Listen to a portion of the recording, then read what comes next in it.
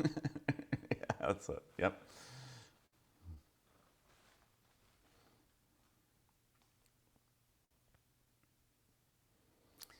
Hey, hello everyone, and welcome to FutureCon.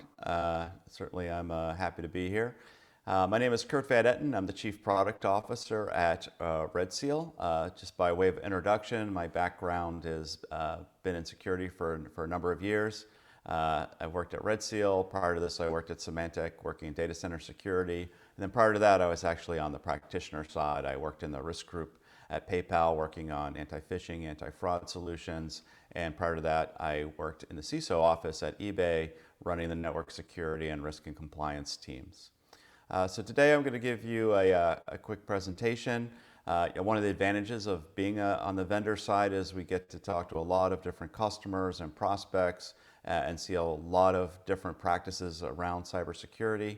And so I'm going to go through and share some of those best practices that I've seen, and certainly in the context of some of the latest thinking around cybersecurity strategy, which is digital resilience. For those that are not familiar with RedSeal, RedSeal's been around 2004. What our solution does is helps you create a model of your network to help you understand what your inventory in your network looks like, helps you understand how it's all connected, and then helps you understand the associated risk. Our CEO is Ray Rothrock. He's quite known for a lot of his thought leadership in the cybersecurity space, and is also actually very famous in cybersecurity space as a venture capitalist. And certainly if you're going to buy software from a cybersecurity company, you want to make sure they have someone that looks like Dr. Mike Lloyd with the long hair.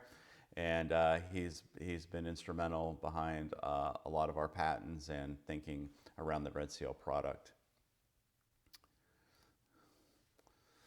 Okay, so going into the presentation, we've all been in this field in cybersecurity. We understand it's bad out there. We don't need anyone to tell us that. But there are some things that have changed over the last few years in our industry. And let's talk about a couple of those dynamics. I think the first dynamic that's changed is cybersecurity is a board level issue now. When I started in cybersecurity, the job was actually pretty clear. It was don't get hacked, patch your compliance, and don't ask for any money, right? You're a cost center, and certainly that's the way the executive staff and the CEO office looked at it, and you wanted to try to minimize your investment just to make sure that you didn't get hacked and you passed compliance. But now we have a lot more attention on us. As CEOs are now becoming aware and getting pulled in front of Congress and other legislators and asking about why you're not passing compliance, how can these breaches happen? What are you doing to make sure that you can respond fast enough? And so be careful what you ask for. There's suddenly a lot of scrutiny on the CISO and our profession in general. Moreover, it's even a little scary that it's a national security issue. And when I got into security, we were worried about script kiddies, and it got into more organized crime, and now we're dealing with nation states. And certainly, probably everyone is aware of some of the Russian attacks on the Ukraine with NotPetya in 2015. I think it was very terrifying that the Department of Homeland Security in 2018 openly admitted that Russians are in our utility control rooms. Not that they likely are, that they are. And so there just further exacerbates the attention of not only our board members, but actually of the nation about these issues around cybersecurity. So this requires new thinking, right? Where your job before is just really primarily focused on prevention and passing compliance. And certainly over the last few years, a lot more emphasis on detection and threat hunting. But a strategy company, McKinsey and Company, published a book a few years ago, and they introduced this concept of digital resilience, being that prevention and detection is insufficient. That really what you want to be is have confidence in the face of attack that you can actually recover quickly, and organizations should be having part of their strategy focusing on this ability to recover quickly. In order to do that, you have to get really good at the fundamentals of cybersecurity. So what is digital resilience, right? So digital resilience, it's a business strategy. And the reason we say it's a business strategy, it has to be across the enterprise. It's not a product. You can't go buy digital resilience. It's not something that the CISO organization can accomplish on their own. It's a combination of process, people, and technology. It's a mindset that, hey, let's think about if this happened, if this went down, if this attack, how do we respond and how do we do it? And are we capable of taking those actions? Do we have the information that we need to take those actions? So another example of thinking against the industry, the thinking across the industry, the Financial Conduct Authority in the UK, which oversees the financials, actually set up a position which is resilience in cyber, headed by a gentleman named Robin Jones. And one of the keys to this getting buy-in about across the enterprise is really requires a change of thinking. And that change of thinking is it's not a zero defect environment. As you can see, we do our best to defend with the limited resources that we have, but you have to accept that yes, it's possible that we can breach, that something can happen, and you have to have a strategy to handle that. The resilience is key. In order to do that, you have to have the fundamentals. And the thinking here is trying to get to the place where you're confident. If fire breaks out in your house, you're confident the fire department's going to show up. If someone hits you in your car, you're confident your airbags are going to deploy, your seatbelt is thing. There are things that are built in our lives that are around the concept of being resilient to something bad happening. And the argument that McKinsey and the FCA are focusing on, there hasn't been enough emphasis in our industry and to think in those terms. And it's incumbent on us to educate our executive staff, our board, listen, bad things can happen. So what are the elements to getting to resilience? And it's really, in our minds, all about the fundamentals. The first is visibility. Understanding your environment is absolutely critical. You cannot respond to an incident if you do not understand what you're defending, where an attacker can go to, where your critical assets are is absolutely fundamental to any good cybersecurity program. You need some kind of metrics. You need some measurement. This is also far more important than it was several years ago, because not only they're your metrics, it's the metrics that you have to communicate to your executive staff and your board. Compliance doesn't go away. And when we're speaking compliance, we're speaking in the broad definition of compliance. Yes, we're talking about you have to pass PCI, HIPAA, Sarbanes-Oxley, etc. We're talking about compliance to your own controls, to your standards that you decided to follow, your company policies. Are you compliant with those? Is your defense actually intact and as you intended it to be? And can you prove that? And then finally, accelerating your incident response, right? Exercising your incident response team across your organization to really optimize and maximize your ability to be digitally resilient. So let's talk about the first one, inventory, knowing your network. Very difficult. It's always been tough to understand your inventory, your network, even if when you're just in an on-premise environment, knowing what's in your data center, knowing how many devices you have. But it's certainly been exacerbated with the adoption of software-defined networks and public cloud. And typically what we find in our customer environment is there's a network security team. They generally have a pretty good understanding of their on-prem environment, but there's a separate team that's running Amazon Web Services. Separate organization, separate group, separate building, different city. There's another team that's running Azure. There's another team that's running NSX. And maybe they have a good idea of what's going on inside those environments, but really no one has a good understanding of the interaction between these environments and what access paths are available. And it's a very difficult thing to achieve without some kind of solution to help you do that. But this is what the attackers are doing, right? They're coming into your network, they're pinging around, they're trying to see where they can go from third parties into these SDN clouds back to on-prem to do it. And so you'd really need to understand those connections. So certainly to understand your network, you want to understand your inventory. If you look at the top controls for CIS or NIST, they're always going to start with inventory, right? Understand what you have. And so we think it's a best practice to actually start at the network level. Okay, why would we say that? If you go into a city, right, if you're going to look at a map of a city, the first thing you're going to start with is the highways, the big connections, understanding those major groups, and then you get into the detail. And so we really advocate starting with network level controls, understand what your firewalls, your routers, your load balancers, things at the L3, L4 level, and their equivalents in the cloud environment, your VPCs, your VNets, your software-defined data centers. Why do we say that? Well, there's far less entropy with those, right? Those typically tend to be more static than endpoints, and grouping things by site and understanding what you have at each site is also a little bit more understandable and easier to brief and communicate up.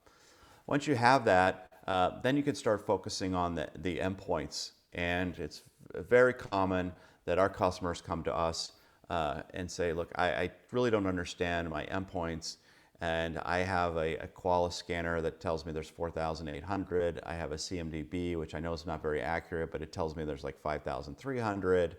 I have 3,296 Tanium agents deployed, and these numbers all don't match, and I'm very confused. And we had a customer that actually had a team that did this manually with spreadsheets to do that. Okay, so why is that important? Well, why is it important is because you're looking for gaps in coverage. So if your CMDB has way more assets than what the scanner is porting, then maybe you have scan coverage gaps. Maybe your scanner is being blocked somewhere, or you just don't have it in your scan coverage plan. What if your scanner is finding more than your EDR system has? Well, maybe you have gaps with your EDR system. What if you have things that are missing from your patching system? So this is a good best practice to have some kind of solution that helps you look at all these different environments, calculate, show you, here's the difference between these two, and it allows you to update the sources of record. And so what you want to do is look at these gaps and then make sure you're fully confident in your scan coverage. You feel your CMDB is being updated and accurate. You feel that your patching system is constantly being updated and accurate. This is the business outcome that you want, not that just you have lists of inventory, that you're actually updating your sources of record with multiple ways of doing discovery and updating it. And then next is understanding the connections. It's really important to understand how things are connected. You want to know where your critical assets are, what are the access paths in and out of those critical assets. You want to know which things are directly accessible from untrusted networks, and we're defining untrusted networks as something that's outside your management. So this may be the internet, but it also may be your third parties, your vendor environment. What do they have access to? What can they get to directly? Because if they're compromised, then you are obviously at risk as well. And so these are fundamental things that you really need to understand very well if you're going to go along a path of being digital resilient. So let's give an example of why network context is so important. And let's talk about a very simple thing like vulnerability management and risk prioritization. So here we have our network. You can see things are organized by site or environment. We have an AWS VPC. There's a VMware XX. We have our DMZ, Cisco ACI, Azure, etc. And we do a vulnerability scan, and we have 4 vulnerabilities. And the scanner will report some kind of score. Here's the severity score, CVS 9. Being the highest, the most severe to 7 to 6 to 4. Now, if I ask the audience, hey, which one would you patch or prioritize first? Certainly everyone would say, I would do the 9 first, then the 7, the 6, and then the 4, because that's all the information you have, and that would be a totally logical answer. But if you put in the dimension of understanding your access paths and how things are connected, you might change your prioritization. So what if you said the 4 is a critical asset, you identified that. What if you said, hey, the 6 is actually directly exposed to the internet. It's directly attackable. The 7 is not directly attackable, but actually if it's compromised, there's a direct access path into your critical assets. And this 9 that you were very concerned about earlier is actually firewalled off. It doesn't have any access to any untrusted networks. And even if it was compromised, there's really nowhere the attacker can traverse to. Would this change your prioritization? And everyone would say yes, it certainly would. And this is the value of having the network context to your prioritization. You want to understand access from untrusted networks. Certainly, you want to have that vulnerability score. You want to understand the business value, but you also want to understand this proximity and access paths, to and from your high value assets. These are all key elements of a good risk prioritization. Okay, next we're going to talk about scoring, measuring, and metrics. Certainly really, really important. If you go to any security conference, there's usually a session on security metrics, as people have struggled with this for quite some time. And it's even more important this day and age because you're going to have to report up to your executive staff and potentially your board as well with some kind of metrics and reporting. What we advocate is keep the metrics simple, and we're security people. We're detail oriented. We want to give a lot of detail. Less is more in a lot of cases. And so what we've done at RedSeal is think about what are really some of the fundamentals of security that we can measure and allow our customers to take advantage of. So we have a thing called a digital resilience score. It has three main components. The first one is just scoring your risk, your vulnerabilities, and we're doing it with this network context that I just talked about. One of the other fundamentals of security is secure configurations. And our product checks for secure configurations of network devices. And so we score those. We're looking for things like default passwords, weak passwords, unsafe protocols, all those things. And we score those as well. And then we also score how well do you understand your network. And it's a measurement of the dark space, the amount of unknown things that you have in your network, with the concept of, hey, if you have a really good model of your network with a lot of dark space, you understand your network really well. But the converse is true. If we're reporting like, hey, there's a lot of dark space over here that we know there's devices, but we can't see or log into them, then we deduct points, and it gives you a signal that you really don't understand your network as good as you should be. And so there's a lot of metrics out there, and almost any security product will have their own particular take on metrics. I think Gartner did some very nice research and made some good, solid recommendations around security metrics. And I think this is a great checklist for everyone to go down when they think about, hey, what are the metrics that I want to report out on? I think the first one that's really important is it related to a business outcome, and is it a leading indicator of something that it's driving up risk? You want to ask yourself, if this metric goes up, what action do you think will happen? If this metric goes down, what action comes in? And what is it signaling? And so one of my favorite anecdotes on this topic, when I worked in the security organization at eBay, one of my colleagues were briefing the chief operating officer, and we were reporting out on a number of vulnerabilities. And the number of vulnerabilities had spiked, and the CEO was quite upset. He's like, "What are you guys doing? What is the people not patching things? This looks out of control." And my colleague said, "No, actually, this is great. We just deployed internal vulnerability scanners in addition to our external ones, so we're getting a lot more visibility. We're finding a lot more vulnerabilities." And the CEO just slowly looked up at us and said, "How do I know when to yell at you?" All right. And so think about that, because we're making a case like, hey, if the vulnerabilities go down, it's good, and if vulnerabilities go up, it's good. It's not a useful metric. And so that's a great anecdote to keep in mind as you're thinking about security metrics, and think about it, from executive perspective. Hey, if this goes up, what is it leading? What is it giving me an indicator of? And if it's going down, and what actions do you think would happen? Making sure it's understandable to a non-IT audience is really critical. When you come up with your metrics, I really encourage people to go grab someone at HR or someone in finance and say, hey, can you understand what this means?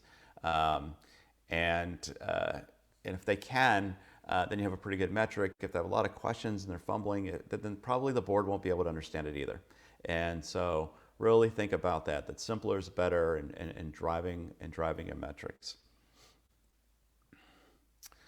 Okay, policies and compliance. So certainly compliance is part of our job and our profession, and we're only going to see more of that as more and more governments get involved in taking more interest in cybersecurity. What I encourage everyone really to do is create a control framework and think about it, and think about compliance very broadly. So certainly, yes, there's PCI, there's HIPAA, there's Sarbanes-Oxley, there's all kinds of mandates that you have to pass, right?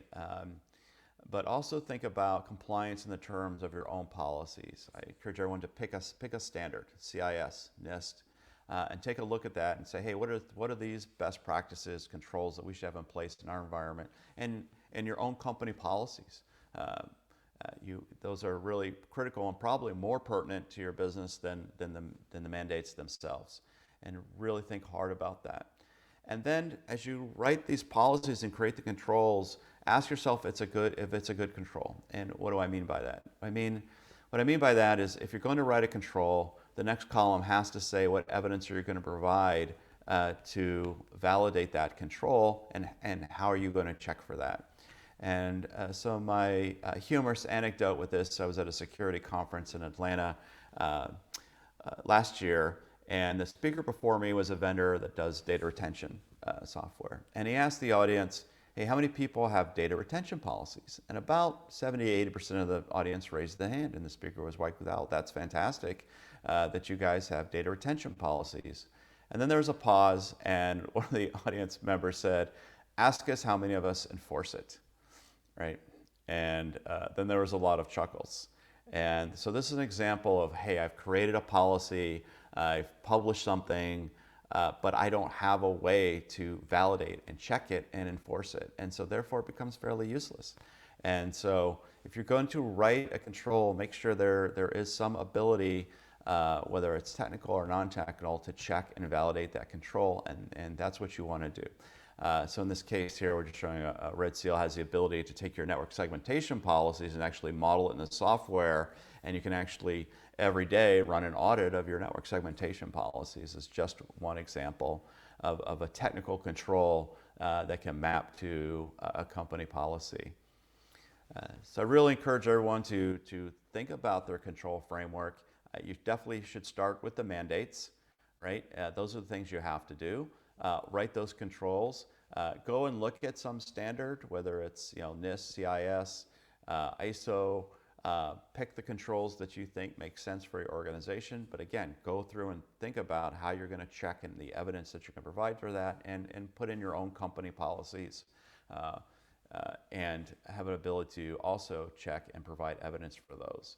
And this is a unified control framework. The ability to constantly exercise this really gives you a lot of confidence that the defenses are in place as designed. And this would help you make resilient to attack, because you know not only that you've designed your defenses, but they're actually in place and constantly being exercised.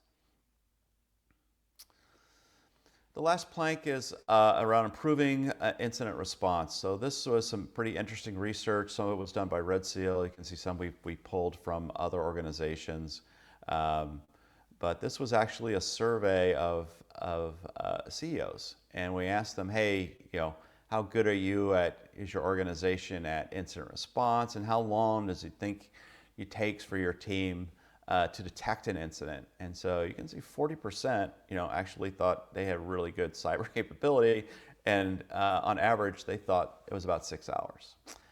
The reality is, as we all know, dwell times can go from 24 hours to 99 days, depending on the report, and it's very difficult to detect the incident. So there's a big gap in perception and reality here, and our job's obviously to educate the board, but also get better at detection and response as well. So again, I'm going to make the case for why the fundamentals of understanding your network inventory is so important. And we did a lot of research at RedSeal with talking to people that are in incident response and SOCs. And what we found out was, yes, they've had a lot of investment over the years on detection and threat hunting. They have a SIM in place. They write a lot of correlation rules. They get a lot of instances. And then once that incident happens, then they have to contain it, and they have to come up with an action plan. And that, they constantly came back and said, that's the hardest part.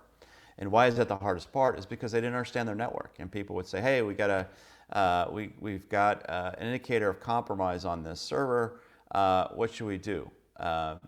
and well, let's monitor it. Let's put an IDS in place, or let's set up a honeypot, or let's kill the switch.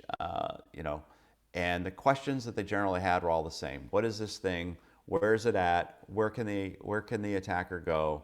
And what are my containment options? Were extremely difficult questions to answer quickly for most of the customers that we spoke with.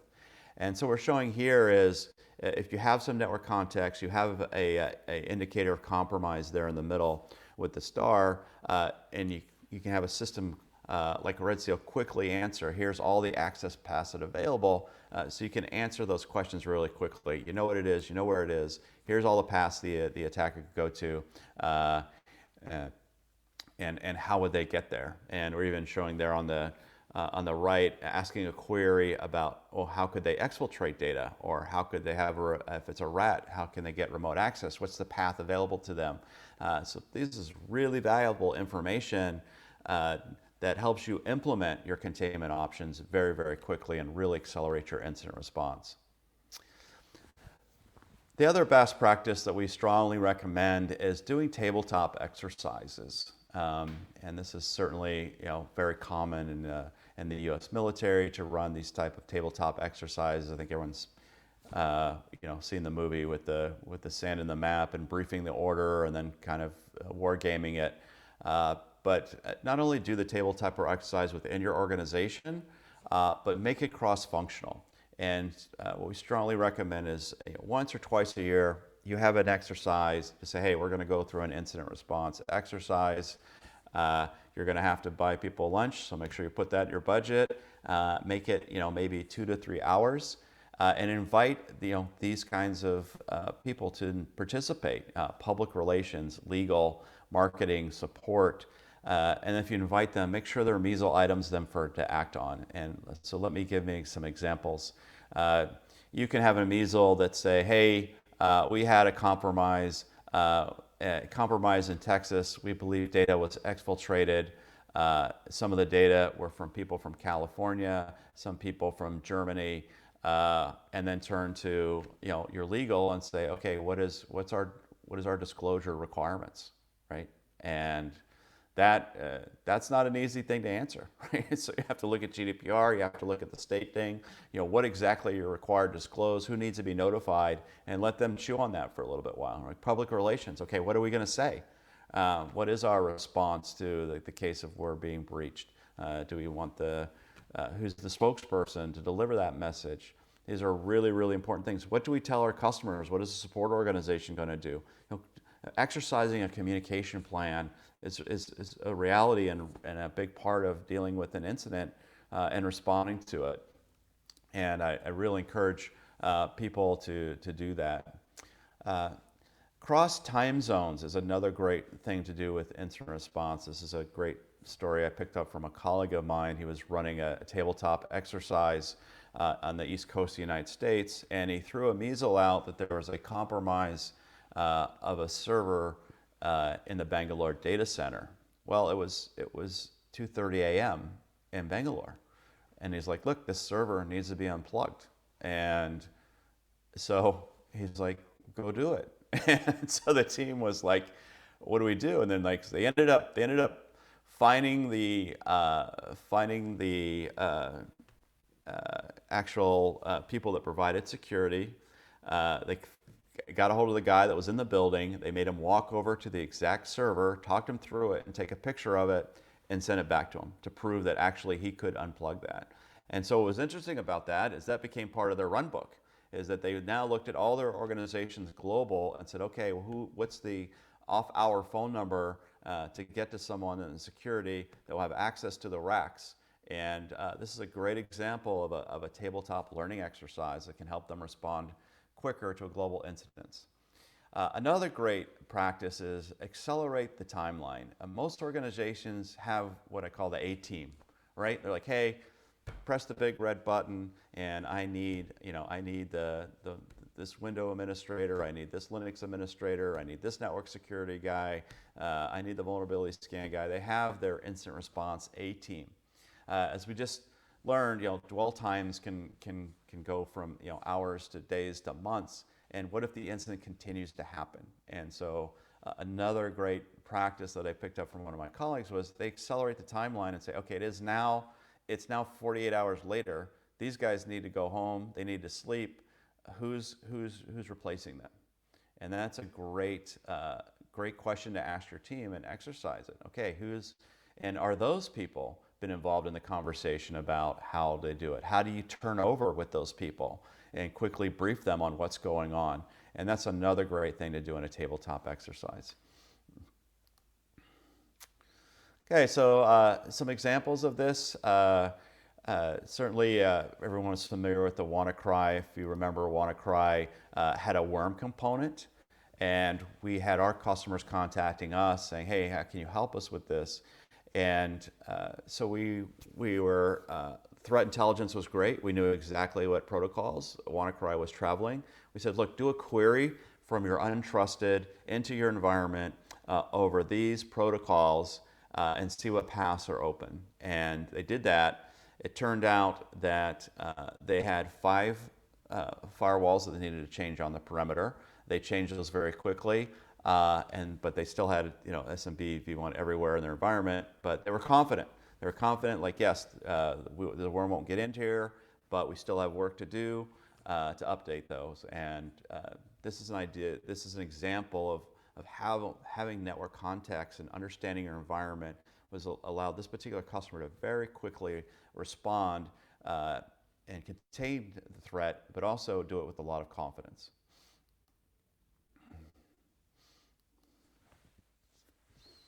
Okay, so in conclusion, this is a people and process thing. This whole concept of digital resilience. You need skilled people. We all know those are tough to find. You need to have rehearsals, and technology is involved, but it shouldn't be at the center of it, right? You certainly should be exercising your technology and finding out what information you can or cannot get, but it shouldn't be the focus. So our recommendations: understand your environment, the fundamentals, understand your network, understand your access paths, constantly be checking your inventory for gaps, establish some actionable executive level metrics, things that are simple to understand, create a control framework that you can exercise and test continuously, and conduct tabletop exercises and rehearse your incident response plan.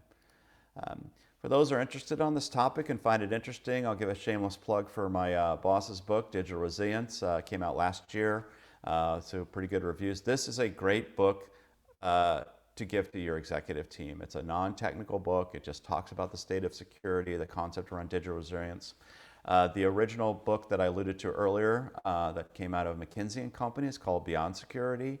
Still very relevant today. I encourage everyone to read that. And then just if you Google digital resilience, you'll see a lot of organizations talking about it, whether it's MITRE or the FSC, certainly the Department of Defense, both in the Ministry of Defense in Europe and the UK, and certainly the United States Department of Defense talks about it quite a bit. We actually have quite a large business in the U.S. federal government. We run digital resilience exercises for the military, where we give them scenarios like, hey, a missile system has been compromised, and have them exercise that. And so for those that are interested in this topic, there's plenty of material out there.